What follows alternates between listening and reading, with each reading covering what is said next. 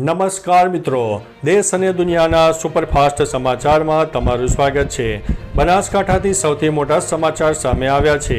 બનાસકાંઠામાં વીજ પુરવઠો પુનઃસ્થાપિત। બનાસકાંઠામાં અતિભારે વરસાદથી સરહદી વિસ્તારોમાં વીજ પુરવઠો ખોરવાયો છે। યુજીવીસીએલની ટીમે યુદ્ધના ધોરણે કામગીરી કરી હતી। 294 ગામોમાં વીજ પુરવઠો પુનઃસ્થાપિત થયો છે। માત્ર 3 ગામોમાં કાર્યરત ચાલુ છે। નડાબેટ ઝીરો બોર્ડર સુધી વીજ કનેક્ટિવિટી શરૂ થઈ। 25 બીઓપીમાં વીજ પુરવઠો પુનઃસ્થાપિત થયો। 3 બીઓપીમાં વોટ લોગિંગને કારણે બાકી છે। 1863માંથી 600 વીજ પોલ ઊભા થયા। બાકીના ગઈકાલ સાંજ સુધીમાં ઊભા થવાનું આયોજન હતું।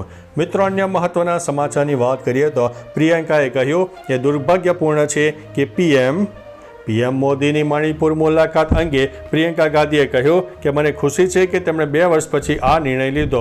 તેમણે આ ખૂબ વહેલું કરી લેવું જોઈતું હતું। દુર્ભાગ્યપૂર્ણ તે જે થયું છે તે આટલા લાંબા સમય સુધી થવા દેવામાં આવ્યું અને આટલા બધા લોકો મારવા દેવામાં આવ્યા। ભારતમાં વડાપ્રધાનોની આ પરંપરા ચાલી રહી નથી। ભલે તેઓ કોઈ પણ પક્ષના હોય, જ્યાં પણ દુઃખ હોય તેઓ જતા। આઝાદી પછીથી આ પરંપરા રહી છે। મિત્રો, અન્ય મહત્વના સમાચારની વાત કરીએ તો પ્રજ્ઞાચક્ષુ બેંક મેનેજરે લગ્નની લાલચમાં ₹83 લાખ ગુમાવ્યા। રાજકોટના પોલીસ નિવૃત્ત ઇન્સ્પેક્ટરના પુત્ર આરવ પટેલ વિરુદ્ધ કાલુપુર પોલીસ સ્ટેશન અને પ્રજ્ઞાચક્ષુ મહિલા બેંક મેનેજર સાથે 83 લાખની છેતરપિંડીનો કેસ નોંધાયો છે।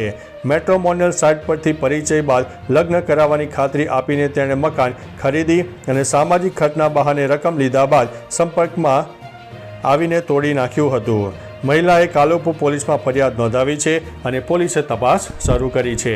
મિત્રો, અન્ય મહત્વના સમાચારની વાત કરીએ તો વેરાવળમાં આજે વીજ કાપ। વેરાવળમાં આજે 14 સપ્ટેમ્બર 2025ના રોજ નવરાત્રિ મહોત્સવને લઈને વીજ કાપ કરવામાં આવશે। સમારકામ માટે 11 kV સટ્ટા બજાર ફીડરમાં સવારે 8:30 થી બપોરે 2 વાગ્યા સુધી વીજ પુરવઠો બંધ રાખવામાં આવશે। બસ સ્ટેશન, ટાવર, સટ્ટા બજાર, મોચી બજાર, નવા પટેલવાડા, MG રોડ, કટલેરી બજાર, વાણંદ શેરી, રેયોન ક્વાર્ટર, લીલાસાનગર, અલાણાનો ડેલો, રુદ્રાક્ષ કોમ્પ્લેક્સ અને હરસિદ્ધિ ડેરીનો વિસ્તારો હવે પ્રભાવિત થશે। મિત્રો, અન્ય મહત્વના સમાચારની વાત કરીએ તો 25 લાખથી મોંઘું વાહન હોય તો ખાસ વાંચી લો। અમદાવાદ મ્યુનિસિપલ કોર્પોરેશને 25 લાખથી વધુના કિંમતના વાહનો વ્હીકલ ટેક્સ નહીં ભરનારા સામે કડક કાર્યવાહી કરવાનો નિર્ણય લીધો છે। કોર્પોરેશને શંકાસ્પદ એન્ટ્રીઓ શોધી કાઢ્યા બાદ ઓનલાઈન ટેક્સ ભરેલા ડીલરોને સીધી નોટિસ મોકલવાનો પ્રોગ્રામ બનાવ્યો છે। જો ડીલરો સમયસર જવાબ નહીં આપે તો રજિસ્ટ્રેશન રદ કરાશે। જો ટેક્સ ભરવામાં નહીં આવે તો વાહનો જપ્ત કરવામાં આવશે। મિત્રો, અન્ય મહત્વના સમાચારની વાત કરીએ તો યુપીએસસી અને જીપીએસસી નિઃશુલ્ક કોચિંગ ક્લાસ। ગુજરાત સરકારે 10 શહેરોમાં IAS અભ્યાસ કેન્દ્ર શરૂ કરવાનો નિર્ણય લીધો। 7 યુનિવર્સિટીઓ અને 3 સરકારી કોલેજોમાં આ કેન્દ્રો સ્થપાશે। કુલ 1000 બેઠકો સાથે પ્રવેશ સામાન્ય પ્રવેશ પરીક્ષાના આધારે થશે અને કોઈ ટ્યુશન ફી લેવાશે નહીં। ઓનલાઈન અરજી 15 સપ્ટેમ્બર સુધી કરી શકાશે। કેન્દ્રોમાં જીપીએસસી, યુપીએસસીની તૈયારી માટે નિષ્ણાત પ્રોફેસરો, અધિકારીઓ 340 લેક્ચર લેખશે તથા લાઇબ્રેરી અને રીડિંગ રૂમની સુવિધા આયોજન છે।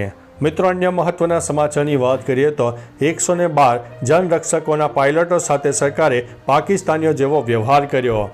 આપના પ્રવક્તા ડૉક્ટર કરણ બારોટે જનરક્ષકોના પાયલટો મામલે સવાલ કરતા કહ્યું કે 112 જનરક્ષકોના પાયલટો સાથે ભાજપ સરકારે પાકિસ્તાનીઓ જેવો વ્યવહાર કર્યો છે।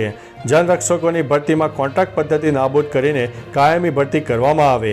ફેબ્રુઆરીમાં પરીક્ષા અને ઇન્ટરવ્યૂ કરીને સર્ટિફિકેટ આપ્યા બાદ 8 મહિના સુધી 112 જનરક્ષકોને ઓર્ડર ન આપીને ભાજપ સરકારે પોતાનો યુવા વિરોધી ચહેરો દેખાડ્યો છે। મિત્રો, અન્ય મહત્વના સમાચારની વાત કરીએ તો 40 લાખથી વધુ વિદ્યાર્થીઓને મળી રહ્યો છે અલ્પાહાર યોજનાનો લાભ। ગુજરાતની 32,200થી વધુ પ્રાથમિક શાળાઓના 40 લાખથી વધુ વિદ્યાર્થીઓને મુખ્યમંત્રી પૌષ્ટિક અલ્પાહાર યોજનાનો લાભ મળી રહ્યો છે। વડાપ્રધાન નરેન્દ્ર મોદીના પઢાઈ બી પોષણ બીના ધ્યેયને સાકાર કરતી આ યોજના મુખ્યમંત્રી ભૂપેન્દ્રભાઈ પટેલે ડિસેમ્બર 2024માં શરૂ કરી। આ યોજના હેઠળ સુખડી, ચણા ચાટ, મિક્સ કઠોળ અને મિલેટનો પૌષ્ટિક અલ્પાહાર આપવામાં આવે છે, જે બાળકોના પોષણ અને શિક્ષણને પ્રોત્સાહન આપે છે। મિત્રો, અન્ય મહત્વના સમાચારની વાત કરીએ તો કેન્યામાં સચિન તેંડુલકરના વિમાનનું ઇમરજન્સી લેન્ડિંગ। ક્રિકેટના દિગ્ગજ સચિન તેંડુલકર તાજેતરમાં કેન્યાના મસાઈ મારા જંગલોમાં એક વિચિત્ર પરિસ્થિતિમાં ફસાઈ ગયા. ભારે તોફાનને કારણે તેમના વિમાનને ઇમરજન્સી લેન્ડિંગ કરાવવું પડ્યું.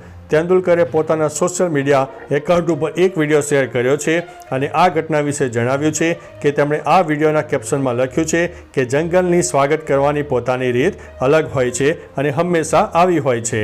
મિત્રો, અન્ય મહત્વના સમાચારની વાત કરીએ તો સાત્વિક અને ચિરાગ હોંગકોંગ ઓપનની ફાઇનલમાં પહોંચી ગયા. હોંગકોંગ ઓપન 2025માં સાત્વિક અને ચિરાગની જોડી સેમીફાઇનલમાં મેચમાં પહોંચતા વિજય અભિયાન ચાલુ રાખ્યું અને ટાઇટલ મેચમાં પોતાનું સ્થાન નિશ્ચિત કર્યું. હોંગકોંગ ઓપન 2025માં સાત્વિક સાંઈરાજ રંકરેડ્ડી અને ચિરાગ શેટ્ટીએ ચાઇનીઝ તાઇપીની જોડી સામે 21-17થી પહેલો સેટ જીતીને મેન્સ ડબલ સેમીફાઇનલમાં 1-0ની લીડ મેળવી છે. મિત્રો, અન્ય મહત્વના સમાચારની વાત કરીએ તો વડોદરામાં સફાઈને લઈને સીએમનો કટાક્ષ. ગુજરાતના મુખ્યમંત્રી ભૂપેન્દ્રભાઈ પટેલે 19 ઓક્ટોબર 2024ના રોજ વડોદરા સ્વચ્છતા પખવાડા 2024 દરમિયાન સ્વચ્છતા અભિયાનમાં ભાગ લઈને વડોદરા કોર્પોરેશનની સફાઈ વ્યવસ્થાઓ પર કટાક્ષ કર્યો અને તેમણે કહ્યું, વડોદરા સંસ્કારી નગરી છે, સ્વચ્છતા આપણા સ્વભાવમાં હોવી જોઈએ. ખાલી સીએમ કે પીએમ આવે ત્યારે સફાઈ થાય એવું ન હોવું જોઈએ. આ નિવેદનથી મ્યુનિસિપલ વહીવટ પર તેમણે ટીકા કરી છે. સ્વચ્છતાને નિયમિત બનાવવાની અપીલ કરી છે. મિત્રો, અન્ય મહત્વના સમાચારની વાત કરીએ તો આ સંગ્રહાલયમાં એક પણ ખીલી નથી. થાઇલેન્ડના પટાયામાં આવેલ એક અનોખો અને મજબૂત લાકડાનું મંદિર સેન્ચુરી ઓફ ટ્રુથના નામથી ફેમસ છે. આ સ્થળના નિર્માણમાં માત્ર લાકડાનો જ ઉપયોગ થયો છે, જેમાં એક પણ ખીલીનો ઉપયોગ થયો નથી. સંસ્કૃતિ અને કલાનો આ એક ઉત્તમ નમૂનો છે, જેમાં હિન્દુ અને બૌદ્ધ ધર્મનું સમન્વય જોવા મળે છે. અહીં લાકડાની એવી કૃતિઓ છે જેમાં ભગવાન કૃષ્ણના પણ દર્શન થાય છે. લાકડામાંથી બનાવેલા આ સંગ્રહાલય એક ઉત્તમ અને અજોડ સ્થાપત્ય કળાનો નમૂનો છે. મિત્રો, અન્ય મહત્વના સમાચારની વાત કરીએ તો સગીરને ઢોર મારવાના કેસમાં 4 પોલીસકર્મીઓ સામે ફરિયાદ. બોટાદ જિલ્લામાં પોલીસ દ્વારા 17 વર્ષના સગીરને ચોરીના કેસમાં પૂછપરછ દરમિયાન ઢોર મારવાથી ગંભીર ઈજાઓ પહોંચાડવાના આરોપમાં કુલ 5 વ્યક્તિઓ સામે ફરિયાદ નોંધાઈ. આમાં પીએસઆઈ કૌશિક, પોલીસકર્મી અજય, યોગેશ, કુલદીપસિંહ વાઘેલા અને એક અજાણ્યા વ્યક્તિનો સમાવેશ થાય છે. સગીરને હોસ્પિટલમાં દાખલ કરવામાં આવ્યો. પરિવારજનોએ દબાણ કરીને ફરિયાદ કરાવી હતી. તો ચાલો મિત્રો, ફરીથી દેશ અને દુનિયાના સુપરફાસ્ટ સમાચાર લઈને મળતા રહીશો. ત્યાં સુધી અમને રજા આપશો. નમસ્તે.